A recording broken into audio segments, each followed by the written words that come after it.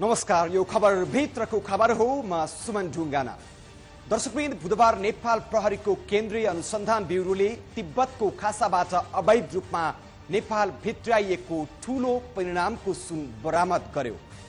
खासाबाट कैयौं सुरक्षा पोस्टहरू पार गर्दै आएको उक्त 35 केजी सुन काठमाडौँ आइपुगेपछि मात्रै बरामद भएको थियो।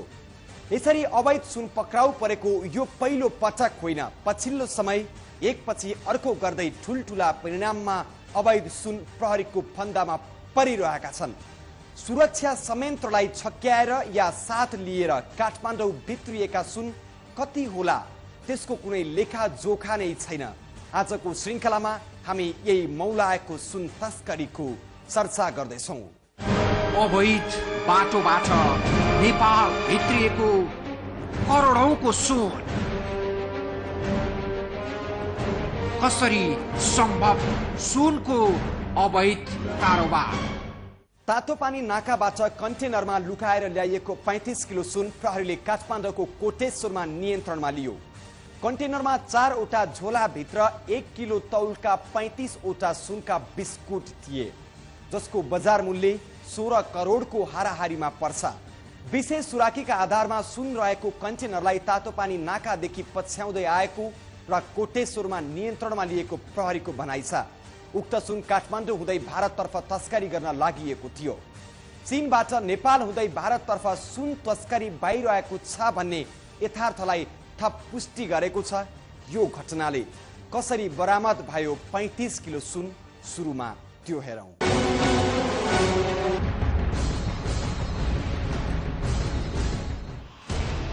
मिति 2070 असार 26 गते बुधबार। समय बिहान 5:30 बजे। स्थान काठमाडौँको कोटेश्वर। बा 3ख2570 नम्बरको टाटा कन्टेनर सिन्धुपाल्चोकको तातो पानी भन्सारबाट काठमाडौँ आएको थियो। कोटेश्वरमा नेपाल प्रहरीका सुरक्षा कर्मीहरूले कन्टेनरको चेक जाँच गर्छन् र चेक जाँचका क्रममा फेला पर्छ 35 किलो सुन। सिलबन्दी गरी राखेको एउटा झोलाभित्र खोलेर हेर्दा 35 वटा बिस्कुट आकारका सुन हुन्छ। चीनको खासाबाट काठमाडौँ हुँदै भारततर्फ सुन तस्करी हुँदैछ भन्ने थाहा पाएपछि नेपाल प्रहरीको केन्द्रीय अनुसन्धान ब्युरोले प्रहरीको 2 टोली खटाएको थियो। अन्ततः तातोपानी नाकाबाट नेपाल छिरेको 35 किलो सुन काठमाडौँको कोटेश्वरमा समात्न सफल हुन्छ प्रहरी। 35 वटा 1-1 केजीको सुनको तपाईहरु बिस्किट भन्नुहुन्छ अथवा सुनको लाप्सा भन्ने पनि चलन छ। यो बा 3P2570 नम्बरको टाटा कन्टेनर ट्रक जुन सिलबन्दी पनि छ, त्यसबाट बरामद भएको, जसमा यसै सर्दा बरामद भएकोमा विभिन्न दरको नेपाली नोटहरू 16,700 र अमेरिकन डलर 100 पनि फेला परेछ। वर्ष 24 को बा 3ख2570 को सवारी चालक निमा छिरिङ तामाङ हामी फेला परेछ यो अपरेसनमा। प्रहरीले कन्टेनरका चालक निमा छिरिङ तामाङ, तस्करीमा संलग्न व्यक्ति गाम्जो लामा, नामगेल भनिने ओम बहादुर बज्रचारे र मोहन कुमार अग्रवाललाई पनि नियन्त्रणमा लिन्छ। प्रहरीका अनुसार लामा र अग्रवाल सुन धनी हुन्। प्रहरीले सुन सहित तस्करीमा संलग्न व्यक्तिलाई नियन्त्रण लिएपछि बुधबार नै पत्रकार सम्मेलनको आयोजना गर्यो र भन्यो यो नेपाल प्रहरीको ठूलो सफलता हो। खासा तर्फबाट अवैध रूपमा यही बा 3ख2570 नम्बरको टाटा ट्रकमा यो फल्स बटम बनाएर अवैध रूपमा भित्राएको सुन लुकाइ छिपाई भारत बिक्री गर्न काठमाडौँको बाटो हुँदै लग्न लागेको भनेर यस कार्यालयको यस ब्युरोकै आफ्नै सूत्रबाट जानकारी प्राप्त भएपछि त्यसको कामको लागि, यसलाई पक्राउ गर्नको लागि र नियन्त्रणमा लिनको लागि विभिन्न यस कार्यालयबाट विभिन्न टोलीहरू गठन भयो। पत्रकार सम्मेलनमा पक्राउ परेको सुन सार्वजनिक गरिए पनि तस्करीमा संलग्न व्यक्तिलाई भने सार्वजनिक गरेन प्रहरीले। खासाबाट सुन कसले पठायो भन्ने पत्ता लागेको छैन, तर काठमाडौँमा बसेर सुनको तस्करी गर्ने एउटा संगठित जालो भने तोडिएको छ। हुन त यो मात्रै होइन, यसभन्दा अगाडि पनि सुन तस्करीका घटना सार्वजनिक भएका थिए, तर बुधबार अहिलेसम्मकै सबैभन्दा ठूलो सुन तस्करी रोक्न सफल भएको छ नेपाल प्रहरी। पटक पटक ठूलठूला परिणाममा अवैध सुन बरामद भए पनि तस्करीका नायकहरू को हुन् सार्वजनिक हुन सकेको छैन। जुनसुकै घटनामा तस्करका भरियाहरू मात्रै पक्राउ पर्ने गरेका छन्। यद्यपि यस पटकको घटनामा कारोबारमा संलग्नहरू समेत पक्राउ परेकाले तस्करी गर्ने संगठित जालो तोडिएको प्रहरीको दाबी छ। थप चर्चा गर्नु अघि एकैछिनको विश्राम। विगत लामो समयदेखि तपाईको सेवामा समर्पित नेपाल च्यानल्सको इजी प्याकेज। इजी प्याकेजका विशेषताहरू: नेपाली, हिन्दी र अंग्रेजी गरी 18 टिभी च्यानल्सहरू हेर्न सकिने, आइफोन, आइप्याड, स्मार्टफोन, कम्प्युटरबाट पनि हेर्न सकिने, मात्र 700 एन $7 नै उपलब्ध। तपाईको टेलिभिजनबाट हेर्नका लागि सेटअप बक्स किन्नु पर्ने, मात्र 700 एन। हजुर, अब मात्र 700 एन।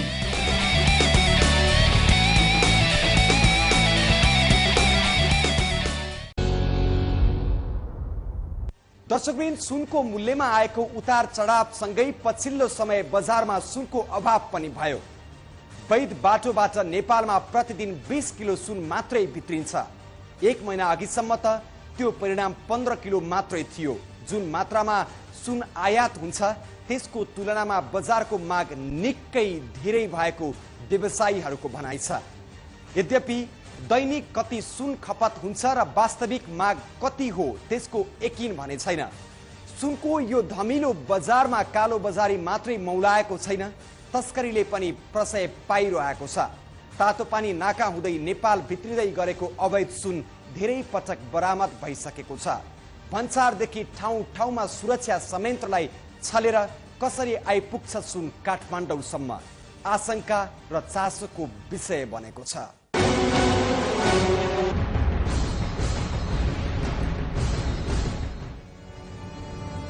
बुधबार चीनको खासाबाट काठमाडौँ हुँदै भारततर्फ लैजान लागेको 35 किलो सुन बरामद भयो।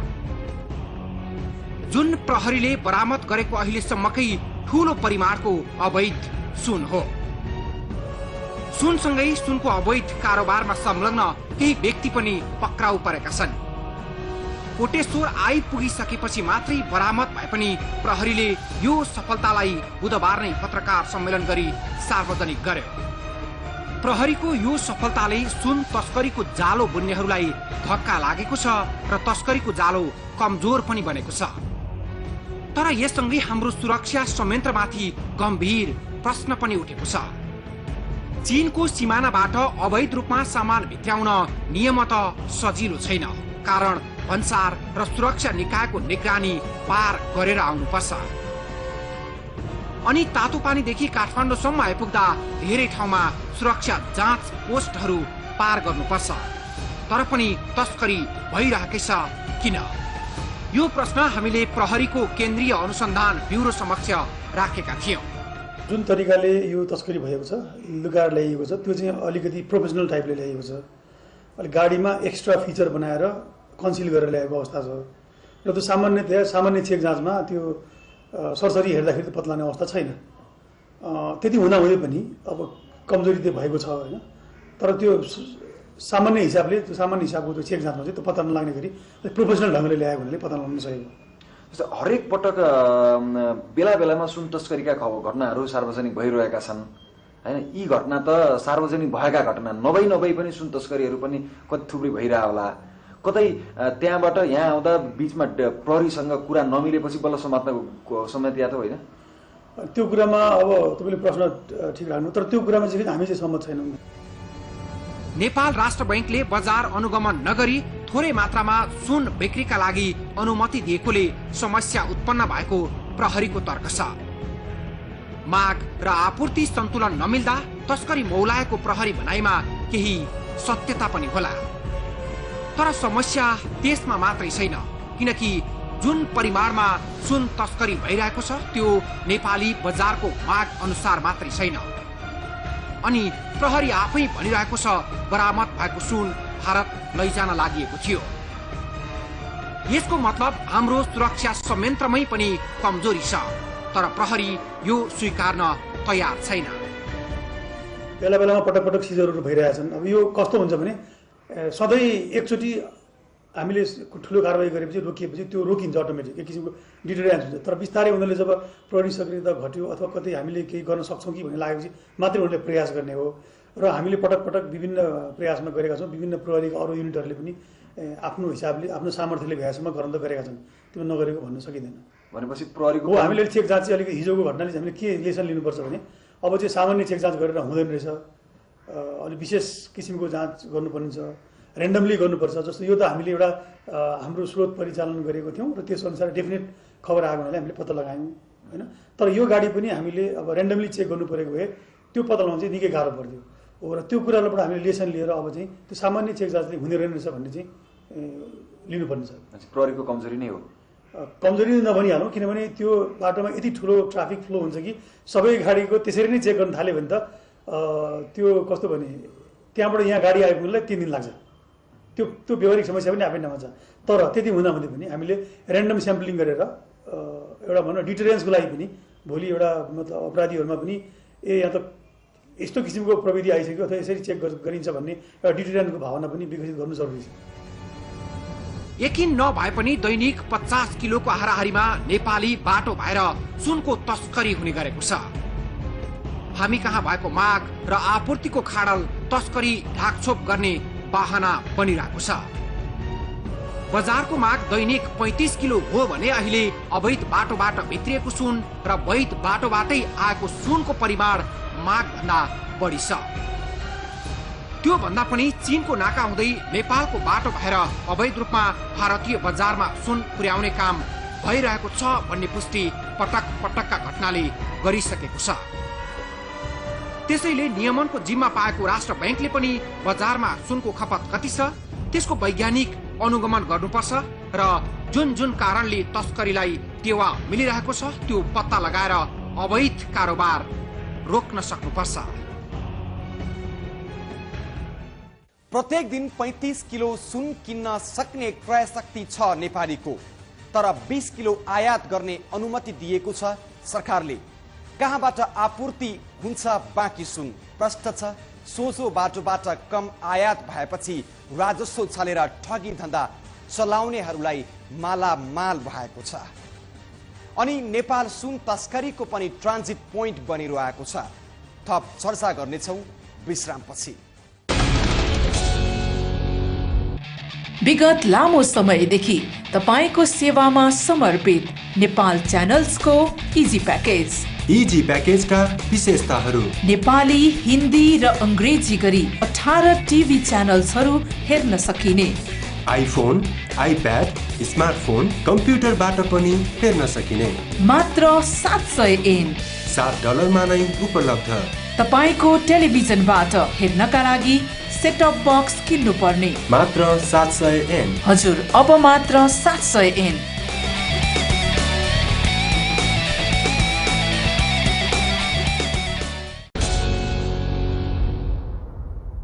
दर्शकबिन, नेपालमा मौलाउँदै गएको सुन तस्करीको कथा लिएर उपस्थित भएका छौँ आज।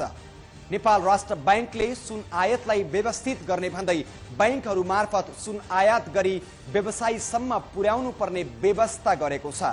तर निर्देशिकाले निर्दिष्ट गरे चाहिँ व्यवस्थित हुनुपर्नेमा उल्टै सुन बजारमा बेथिति देखिँदै आएको छ। नियम अनुसार वाणिज्य बैंक मार्फत दैनिक 20 किलो सुन आयात भई बजारमा जाने गरेको छ। तर बैंकिङ च्यानलबाटै भित्र्याउँदा पनि अभाव र कालो बजारी नै छ, बजार व्यवस्थित हुन सकेको छैन।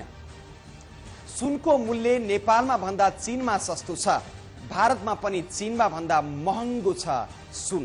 त्यसमाथि भन्सार नै छलेर ल्याइएपछि अरबौंको सुनमा करोडौं नाफा हुन्छ। त्यसैले तस्करहरूले चीनबाट भन्सार छलेर नेपालको बाटो हुँदै सहजै भारतीय बजारमा पुर्याउने गरेका छन् सुन।